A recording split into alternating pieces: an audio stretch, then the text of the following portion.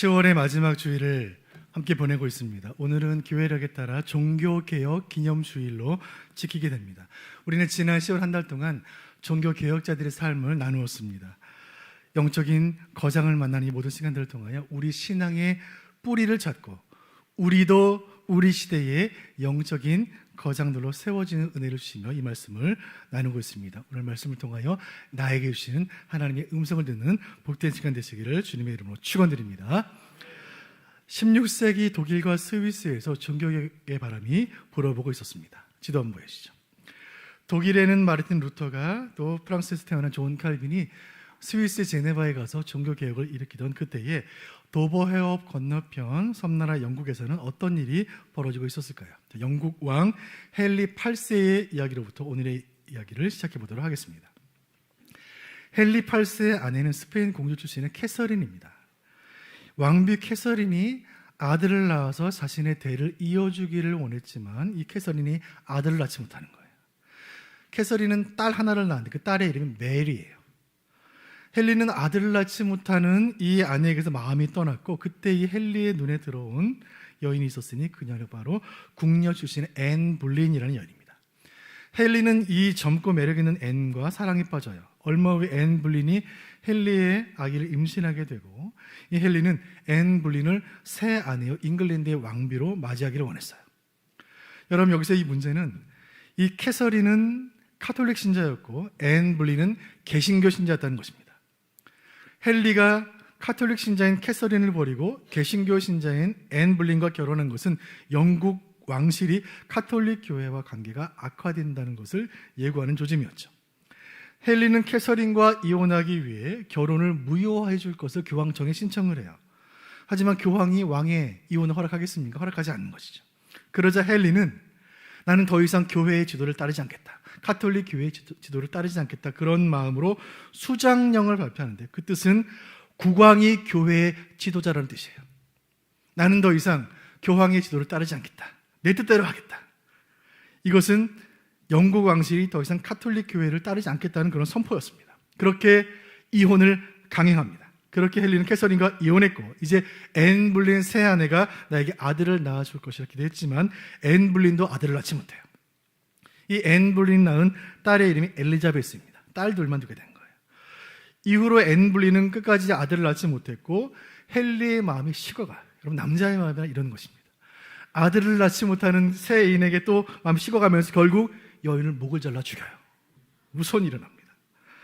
결국 아들이 없는 상황 가운데 왕이 죽게 되는데, 그럼 영국 왕의 그 왕권을 누가 이어받아야 할까요? 헨리의 유일한 혈육인 캐서린의 딸 메리입니다. 이 여인이 바로 영국 최초의 여왕 메리 1세예요. 이 메리 여왕은 어머니의 신앙을 따라 카톨릭 신자였습니다. 그리고 자기 엄마를 버린 아버지에 대한 미움과 또 새엄마 앤 볼린에 대한 적개심으로 가득했고, 새엄마의 종교 개신교를 미워한 거예요. 그래서 이 여왕이 수백 명의 개신교도들을 불에 태워 화형시킵니다. 화형장의 연기가 온 영국에 가득했다는 기록이 있습니다. 백성들은 공포에 빠졌고 저 여왕에게 별명을 붙여주는데, 피를 많이 흘렸다, 그래서 블러디 메리, 피의 여왕 메리라는 별명을 붙여줍니다. 하지만 카톨릭으로 회복시키기를 원했던 이 메리의 폭정은 오래가지 못했는데 6년 만에 이 메리가 죽어요. 그리고 메리 여왕의 뒤를 이은 것은 그녀의 이복 동생이자 앤 볼린의 딸인 엘리자베스입니다. 역사는 그녀를 엘리자베스 1세 여왕이라고 불러요. 영국 역사의 가장 위대한 여왕입니다. 엘리자베스. 이 엘리자베스가 많은 정책을 펼쳤는데 한 가지 중요한 것은 종교 정책인데, 이 엘리자베스는 어릴 적에 앤 볼린의 딸로 자라면서 왕실 내에서 카톨릭과 개신교가 대립함으로 얼마나 왕실이 혼란해졌는가를 잘 보고 자랐습니다. 그래서 카톨릭과 개신교 모두가 만족할 만한 새로운 종교 정책을 펼치기로 결정했으니 그녀가 만든 새로운 종교가 카톨릭의 예식과 개신교의 신앙을 합친, 구교와 신교를 합친 성공회입니다. 오늘날도 영국의 종교는 성공회예요. 영국 국교. 이때 이 엘리자베스 여왕의 이 모호한 입장에 반대한 사람들이 있었습니다. 종교개혁의 정신으로 개신교 신앙을 순수하게 지키기 원했던 영국 땅에 살고 있던 개신교도들을 청교도라고 불러요. 청교도들은 여왕의 정책이 마음에 들지 않는 것입니다. 그 조치를 비판하면서 칼빈이 제네바에서 했던 것처럼 순수한 종교개혁 정신에 맞는 개혁교회를, 개신교회를 만들 것을 왕실에 요구해요. 그러나 왕실로부터 돌아온 대답은 개신교 신앙에 대한 박해였습니다. 박해가 임하여 이제 청교도들에게 영국 땅은 더 이상 희망이 없었습니다. 이 청교도들은 선택해야 했습니다. 조국이냐 신앙이냐. 둘 가운데 그들은 신앙을 택해요. 조국을 떠나야 되겠다. 마침 콜럼버스가 신대륙이라는 새로운 항로를 발견했기 때문에 그 항로를 따라가면 신대륙에 도착할 수 있고 우리는 신앙의 자유를 찾을 수 있을 것이다. 대서양 건너편 대영적인 식민지였고 엘리자베스 1세의 통치 식민지였던 아메리카로 배를 타고 떠나기로 결정을 내리죠. 1620년 9월 16일이 출발했던 날입니다. 플리머스 항에 모인 102명의 사람들은 상기된 얼굴로 한 배 한 척을 바라보고 있습니다. 저 배에 우리 운명이 달렸구나. 그 배의 이름은 메이플라워, 5월의 꽃. 목적지는 신대륙 아메리카였습니다. 배가 출발해요. 거친 풍랑과 싸움이 66일이 지나가요. 그렇게 1620년 11월 21일에 신대륙 아메리카 동북부 해안에 배가 도착하게 돼요. 해변은 황량했고 식량은 다 떨어졌고 상황은 절망적이었습니다. 그러나 이 청교도들에게 신대륙은 약속의 땅 가나안과 같았고 영국을 탈출한 것은 출애굽과 같은 기적의 사건이었습니다. 청교도들은 그 땅을 새로운 영국이다, 뉴 잉글랜드라고 불렀습니다. 영국 땅에서는 불가능했던 자유로운 신앙생활이 신대륙에서는 가능했습니다. 그들은 카톨릭의 흔적을 지우고 성경 중심의 개신교 믿음 생활을 시작합니다. 칼빈이 제네바에서 하나님의 도시를 건설한 것처럼 청교도들은 신대륙 아메리카에서 하나님의 나라를 건설했어요. 그 나라가 바로 아메리카 미국이에요. 그런데 이게 17세기 일인데 그렇게 100년 세월이 흘러가 18세기로 접어들게 됩니다. 1703년 10월 5일에 신대륙 아메리카 뉴 잉글랜드의 한 가정에 한 아이가 태어나요.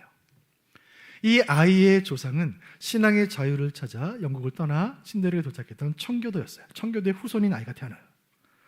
그의 아버지는 한평생을 목회에 바쳤던 청교도 목사였고 그의 어머니 역시 목사의 딸로서 경건한 여인이었습니다. 이 신실한 목회자 가정에서 태어난 부부 사이에서 태어난 아이가 오늘의 주인공 조나단 에드워즈입니다. 이 아이는 어릴 때부터 신앙적으로 아주 조숙했는데 10살 때 숲속에 움막을 하나 만들고 그 움막에서 뭘 했을까요? 친구들과 함께 기도를 한 거예요. 10살짜리 아이가 매일.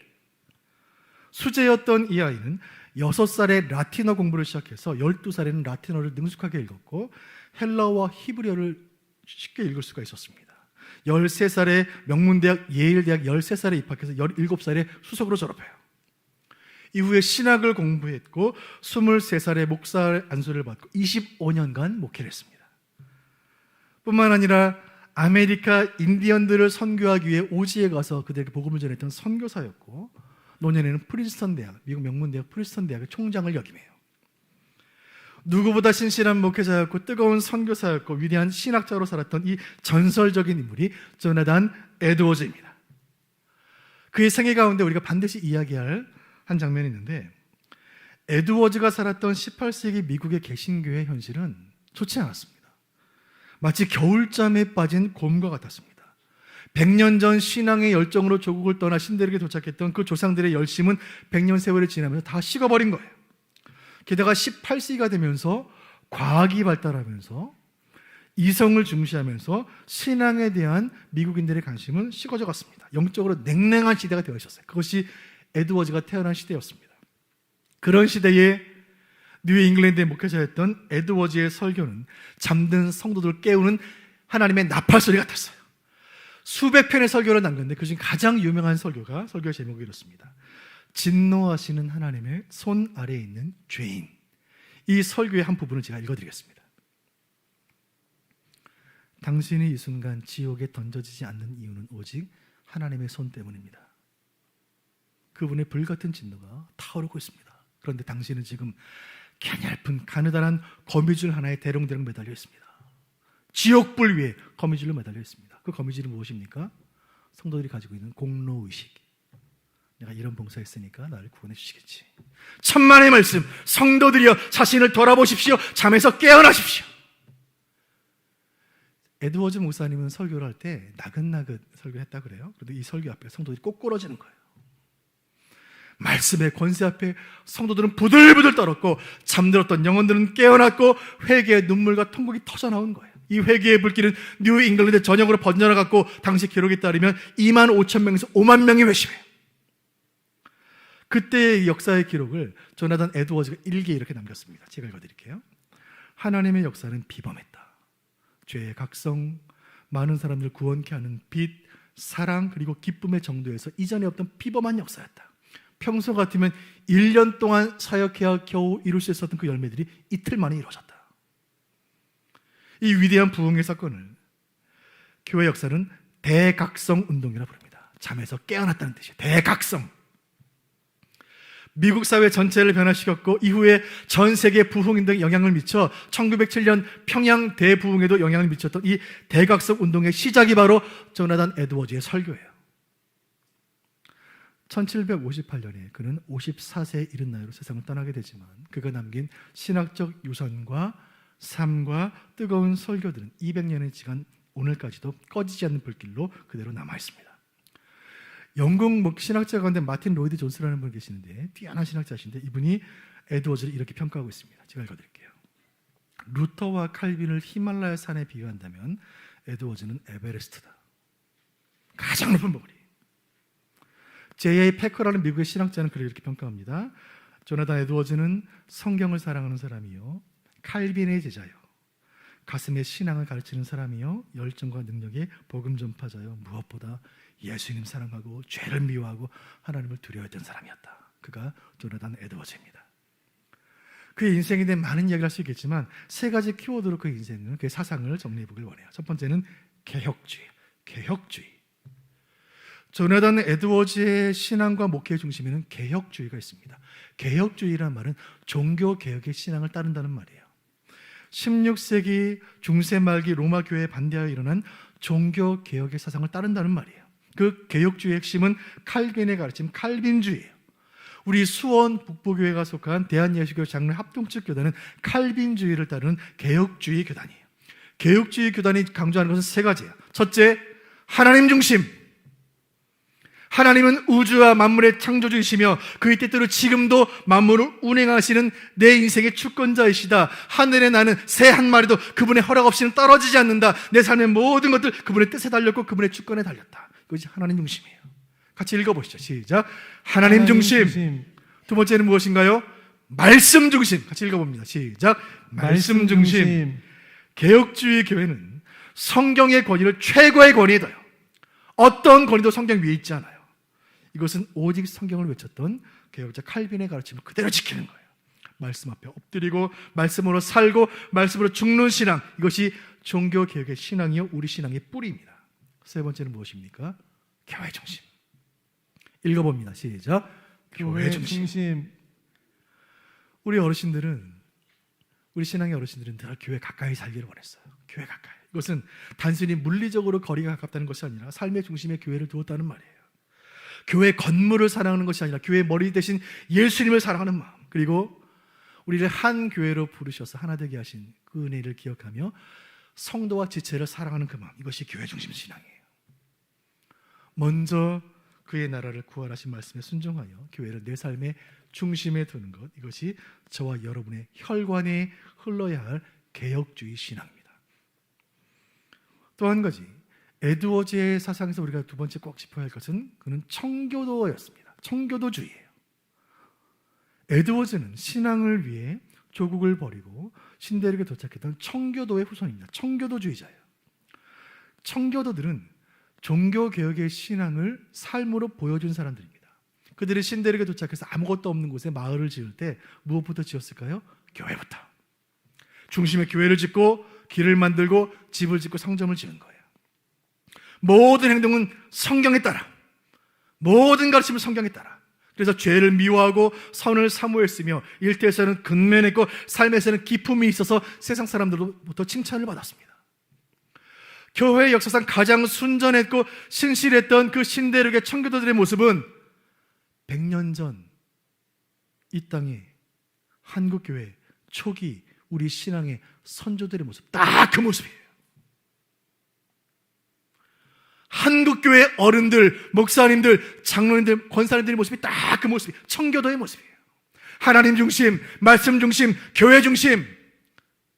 주중에는 허름한 옷을 입고 일을 해도 주일이면 두루마기 깨끗이 다려입고 새 겉옷을 신고 교회에 갔고, 구겨진 지폐 다리미로 달에서 헌금하시던 그 어르신들의 모습, 죽을 듯 아파도 주일 성수를 생명처럼 여겼고, 아무리 없어도 11조 생활 철저히 했고, 여름에 홍수가 나 내 집은 떠내려가도 교회를 달려가 종탑을 붙들었던 그 믿음.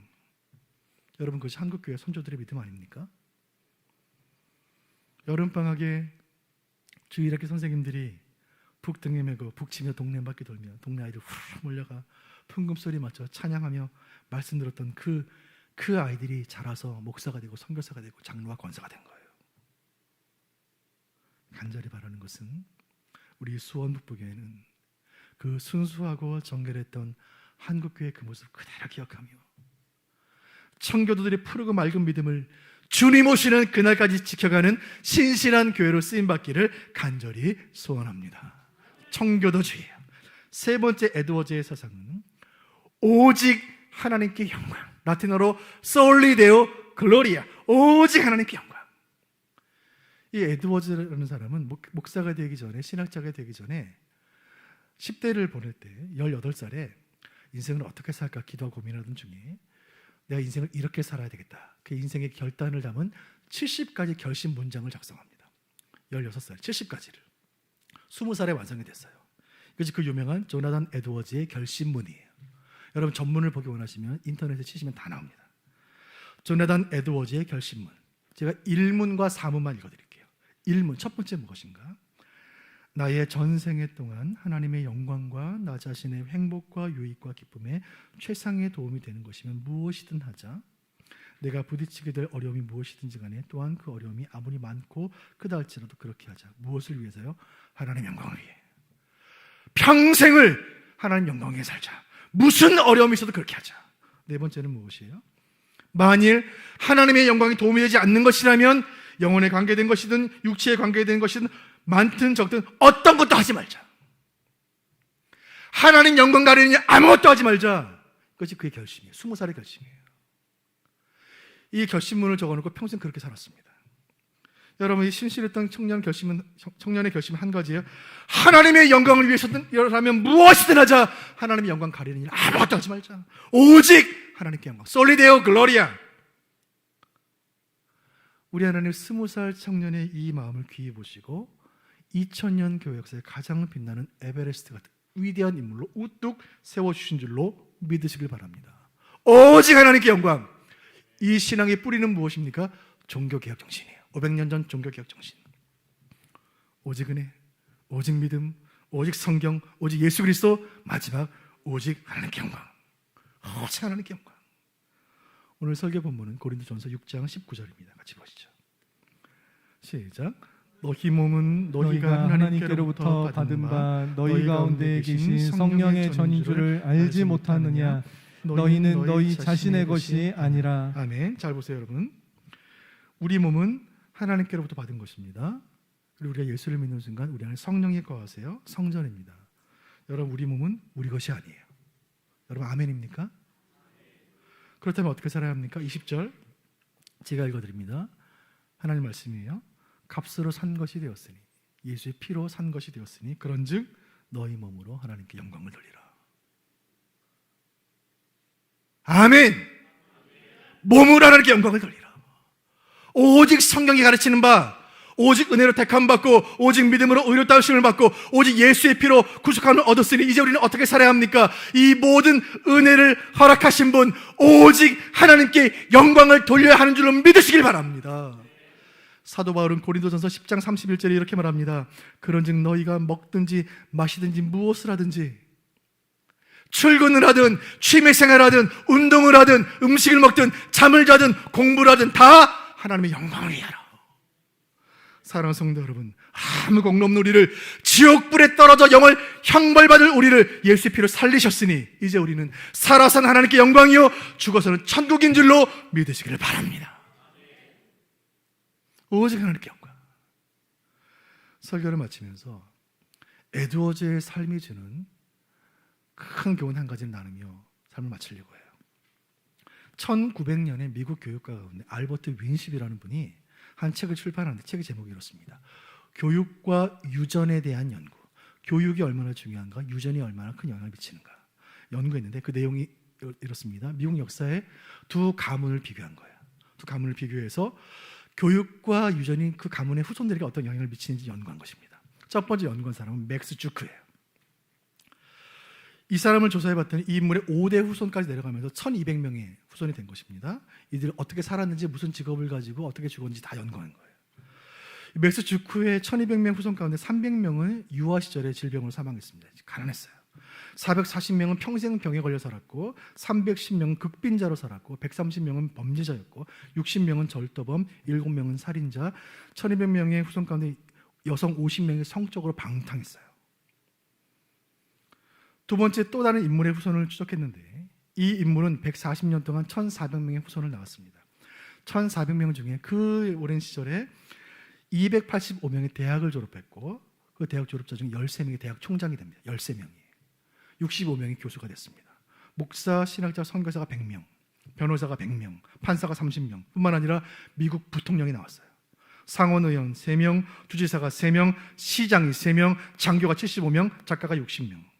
여러분, 이 가문의 조상이 누굴까요? 조나단 에드워즈예요.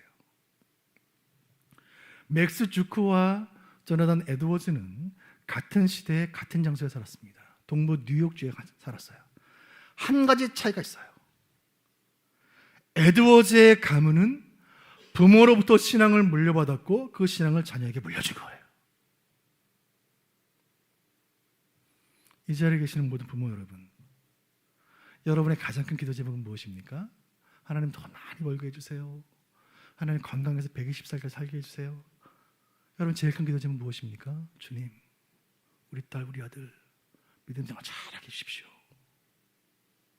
이 가운데 신앙의 가정에 태어나서 신앙의 2대, 3대를 이어가는 분도 계실 줄 알아요.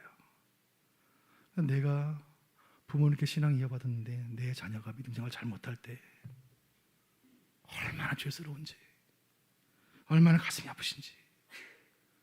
우리 가문의 신앙의 대가 내 대에서 끊어지면 어쩌나 가슴이 철렁한 거예요. 여러분, 성경은 말합니다. 믿음은 하나님의 선물이요, 구원은 하나님의 주권 아래 있습니다. 내가 낳았지만 우리 자녀가 아니에요. 하나님 자녀예요. 하늘 아버지께서 우리 딸, 우리 아들을 만나주시고 붙잡아주시고 구원해주시고 천국 가게 하실 줄로 믿으시길 바랍니다.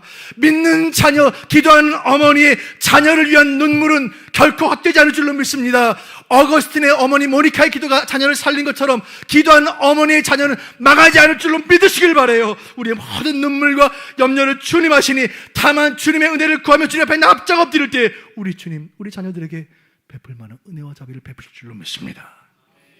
이 가운데 나는 믿지 않는 가정에 태어나 불신 가정에 태어나 처음으로 예수 믿고 혼자 신앙생활을 합니다. 이런 분도 계실 줄 알아요.